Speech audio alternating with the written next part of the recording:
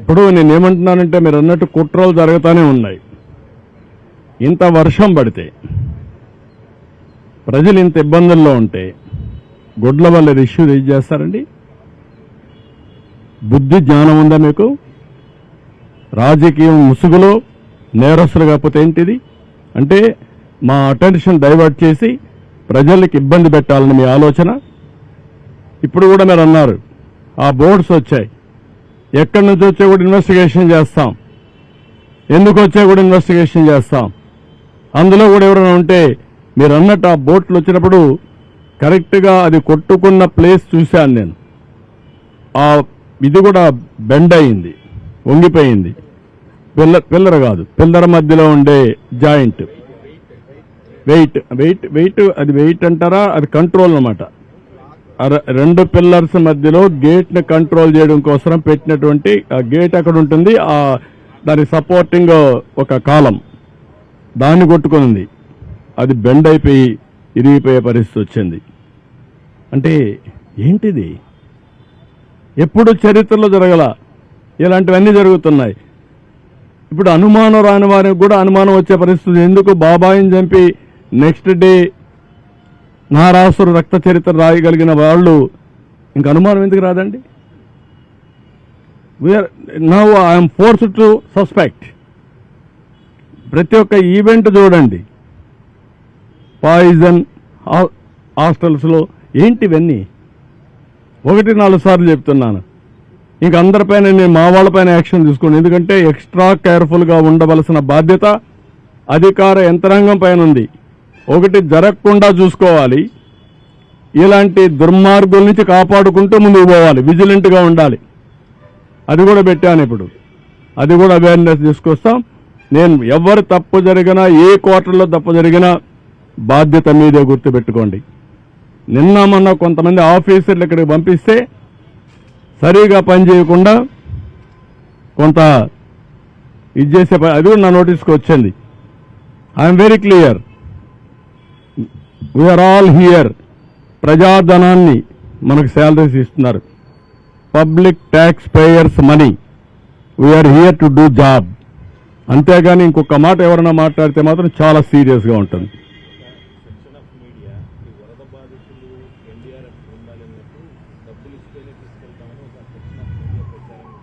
నేను అందుకే ఒకటే మాట చెప్తున్నా, కొంతమందికి ఇంకా ఉంది.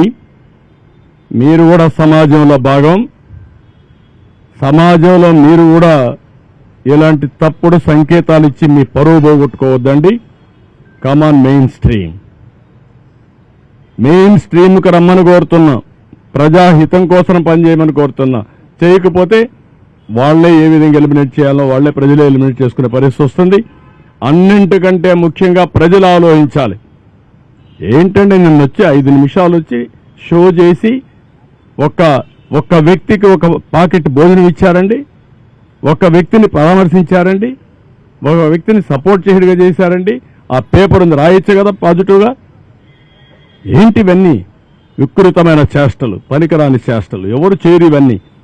అందుకే నేను చెప్పాను ఎస్కోబార్ అని.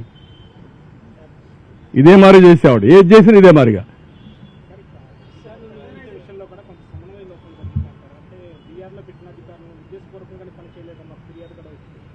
అవి కూడా నేను ఎగ్జామిన్ చేస్తున్నా.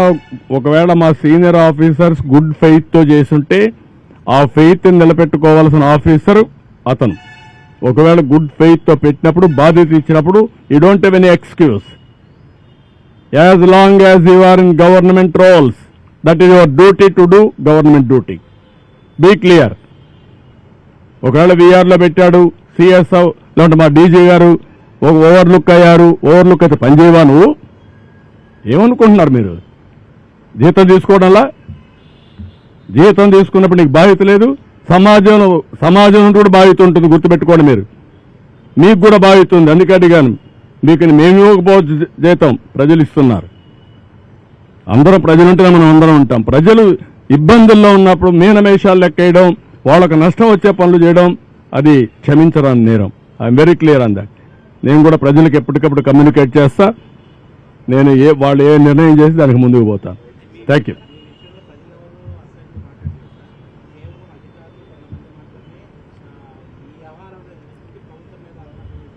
నేను అందుకే నిన్న ఒక మాట అడిగారు, మీ పరిపాలనలో కూడా ఇంకా ఏంటి ఇవన్నీ ఉన్నాయని అడిగారు.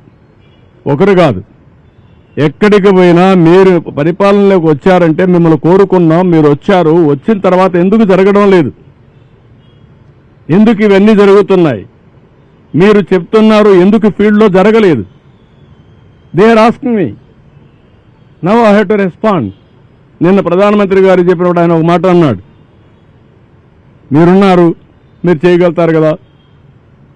నమ్మకం ఆయనకు. ఉదూ సైక్లోన్లో వచ్చినప్పుడు చూశాడు ఆయన, ఇద్దరం దిగాం, ఆయన రిసీవ్ చేసుకుని కారులో పోతా ఉంటే ప్రజలు నన్ను చూసి ఒక నమ్మకంతో 2 ఏళ్లు చూపించి నవ్వారు, నవ్వుతూ స్వాగతం పలికారు. అంటే ఏంటి ఉద్దేశం, మీరున్నారు, మేము సేఫ్ అని, మాకేం బాధలు ఉండవు, అన్నీ జరుగుతాయని. ప్రధానమంత్రి గారు అన్నారు, నేను సీఎంగా పనిచేశాను, ఇది ఎప్పుడు నేను చూడలేదు. కష్టంలో ఉన్నప్పుడు ఫస్ట్ ప్రభుత్వం పైన పడిపోతారు, అలాంటిది నిన్ను చూసి 2 వేలు చూపించి నవ్వుతున్నారంటే, స్వాగతిస్తున్నారంటే నాకు ఆశ్చర్యం వేస్తుందని చెప్పారు. అది వాళ్ళ మంచితనం, వాళ్ళకు మా మీద ఉండే నమ్మకం. ఆ నమ్మకాన్ని కాపాడుకోవడానికే ఇక్కడ కూర్చొని ఇన్ని ప్రయత్నాలు చేస్తున్నాను నేను. నిన్న కూడా నేను చూశాను, ఒక్కరు కూడా నన్ను బ్లేమ్ చేయాలా. సార్ మీరున్నారు, మీరుంటే జరగదు సార్. ఏంటి సార్ ఇక్కడే డెడ్ బాడీ వదిలేసి వెళ్ళిపోతారు వీళ్ళు. నేను అందుకే నిన్న కూడా చెప్పాను, అవతల వాడు పేరెంట్ డెడ్ బాడీ అక్కడ ఉంటే తీసుకుపోయే వాళ్ళు లేకపోతే ఏ విధంగా ఫీల్ అవుతాడో ఆలోచించండి. మీరు ఆ కోణంలో ఆలోచించి మీరు వాళ్ళతో కన్విన్స్ చేయండి. వాళ్ళు ఎమోషన్లో ఉన్నారని కాదు, డెఫినెట్గా ఎమోషన్లో ఉంటారు. 3 రోజులు కన్న బిడ్డకు పాలు ఇవ్వలేని వాళ్ళు, కనీసం ఆకలితో ఏడిస్తే ఒక బిస్కెట్ ఇవ్వలేని వాళ్ళు ఎంత ఫీల్ అవుతారండి? ఎమోషన్ రాదా, కోపం రాదా మన మీద? That is what I asked them. అందుకే నేను నిన్నటి నుంచి మాట్లాడుతున్నా, మానవత్వంతో పనిచేయండి, హ్యూమనిజం చూపేయండి, పెత్తందారి వ్యవస్థ కాదని చెప్పి. I will do my duty. ఇప్పటి నుంచి మీరు చూస్తారు, రేపటి లోపల సెట్ కాకపోతే ఇంకా డ్రాస్టిక్గా వెళ్తాం. I very clear.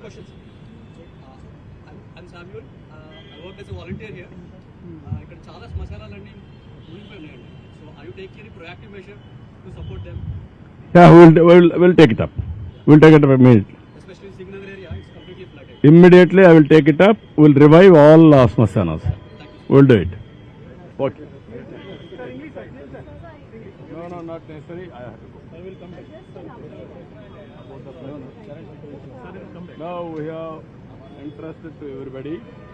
Everything is position. We are working very hard. Now I ordered, I instructed all my officers to be in this.